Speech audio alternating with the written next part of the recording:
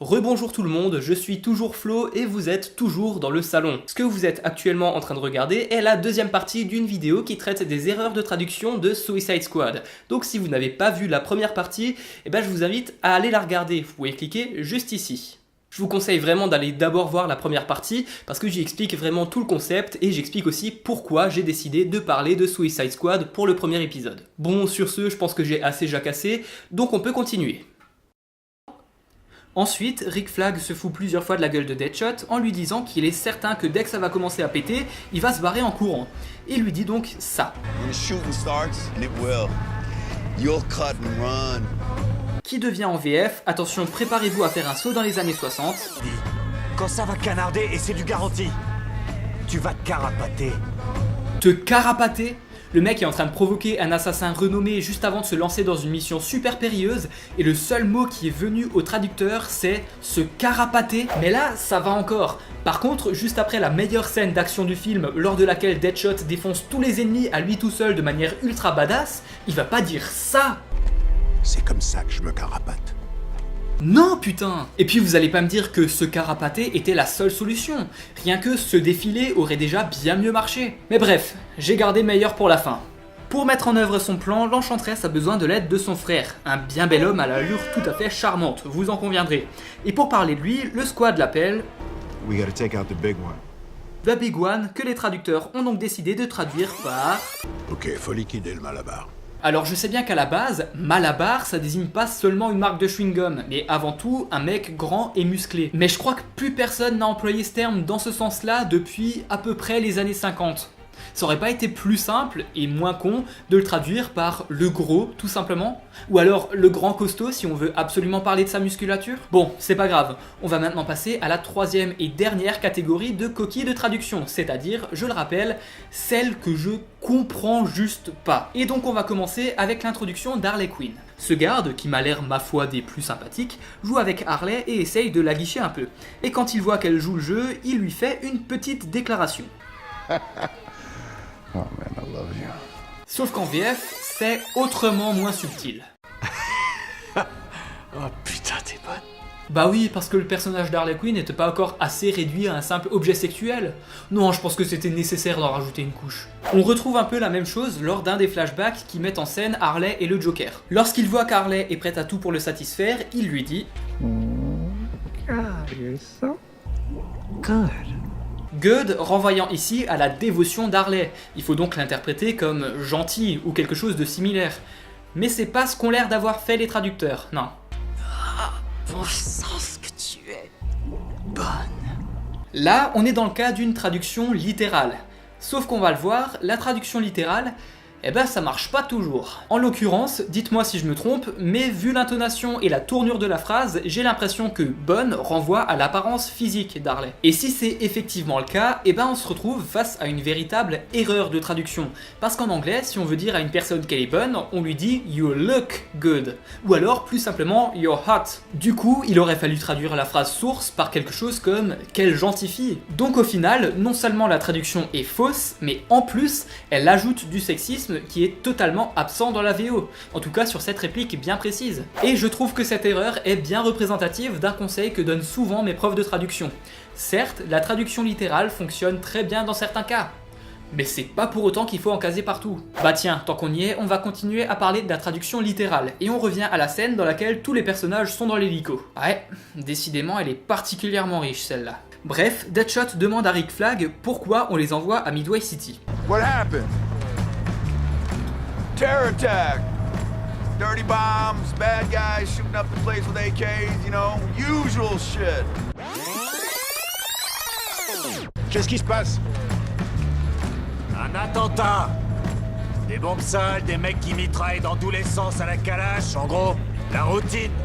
Des bombes sales? Des bombes sales? Elles ont quoi de particulier celles-là? Les terroristes ont oublié de passer un coup de chiffon dessus avant de les balancer ou quoi? Le sens premier du mot dirty est effectivement sale, ça on va pas le nier, mais dans un contexte comme celui-là, c'est évidemment pas ce sens-là qui est sous-entendu. Le film Dirty Harry avec Clint Eastwood s'appelle pas comme ça parce que le personnage prend pas de douche, merde. Là, l'idée c'est que les bombes en question, c'est pas des petits claques-doigts, c'est des bombes qui feraient masse de dégâts si elles venaient à exploser. Du coup, un truc aussi simple qu'intervertir le nom et l'adjectif aurait déjà mieux retranscrit l'idée. On aurait donc eu des sales bombes, et là, on aurait tout de suite compris qu'on parle pas de la propreté des explosifs. Alors que dans la formulation qui a été choisie, la confusion est possible, je suis désolé. A l'inverse, il y a certaines répliques pour lesquelles les traducteurs n'ont pas choisi la traduction littérale, alors qu'ils auraient très bien pu le faire. Par exemple, on est à peu près à la moitié du film lorsque Deadshot et Rick Flag, encore eux, parlent du squad. Flag dit alors ça. You help me keep this Mardi Gras parade in line, hein? On est d'accord qu'en principe, tout le monde arrive à se représenter ce que c'est une parade du Mardi Gras. Et puis, au pire des cas, on a le mot carnaval qui est peut-être un peu plus explicite. Et pourtant... Si tu m'aides à maintenir l'ordre dans ce bordel ambulant... Une demi-heure plus tard, Diablo fait la morale à Deadshot à propos d'un accord qu'il aurait passé avec Flag, justement. Flag had you chasing a carrot on a stick, homie. You don't know that? On enchaîne directement avec la VF, le commentaire viendra après.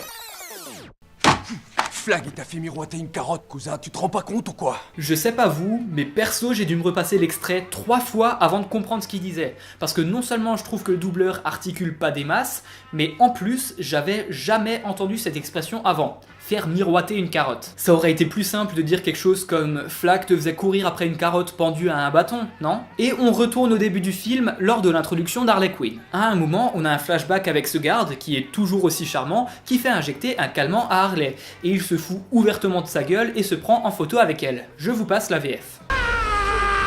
Le selfie de la mort! Il parle de selfie, ça paraît cohérent vu qu'il est effectivement en train d'en prendre un, et du coup on pourrait s'attendre à ce que la VO soit quelque chose comme selfie time, par exemple. Pas du tout. Spring break! Donc, même si on n'a pas d'équivalent en France, je pense quand même qu'on a tous une idée plus ou moins claire de ce qu'est le spring break, non? Enfin, je suppose. Excusez-moi si c'est pas le cas, hein, mais je vais partir du principe que ça l'est. Du coup, je comprends pas pourquoi les traducteurs ont changé la phrase source comme ça, parce que je pense qu'une traduction littérale aurait parlé à tout le monde. C'est pareil lorsqu'Harley demande à tout le monde ce qu'ils veulent boire lors de la scène du bar. Quand elle pose la question à Killer Croc, Deadshot répond à sa place. Bloody Mary, right?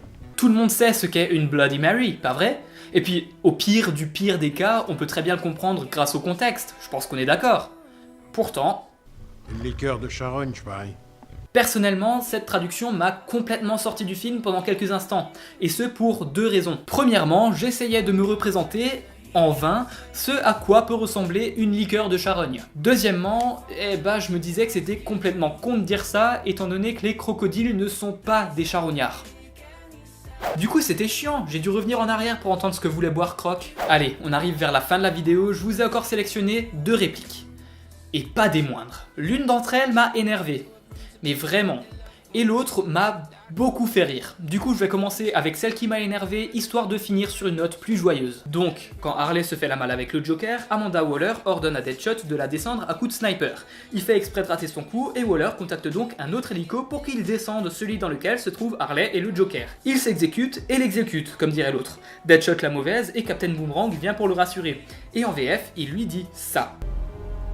Il pouvait pas la sauver. Et là, vous vous demandez peut-être qui est ce il.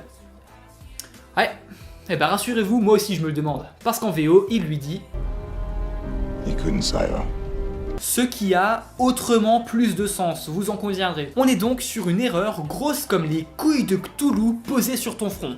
Et qui plus est, une erreur qui pose un problème dans la bonne compréhension du film. Ça, c'est la cerise qui fait déborder le vase, parce que qu'il y ait des petites inexactitudes ou des petites erreurs dans la traduction du film, c'est pas si grave. Il y en a dans tous les films et c'est pas de mal à veille que ça va changer. Mais qu'il y ait des erreurs comme celle-là, qui sont dignes, il faut le dire, d'un élève qui vient tout juste de commencer à apprendre l'anglais, c'est honteux, c'est aussi simple que ça. Mais bon, je vais arrêter de déverser mon venin comme ça, et on va mettre ça sur le dos des conditions de travail des traducteurs dans l'audiovisuel. Et donc pour terminer, pendant l'introduction de Deadshot, on assiste à un échange téléphonique entre l'assassin et son client. Deadshot essaye de le faire chanter pour se faire payer le double de ce qui était prévu à la base. Nope, that's not the rules. No money, no honey.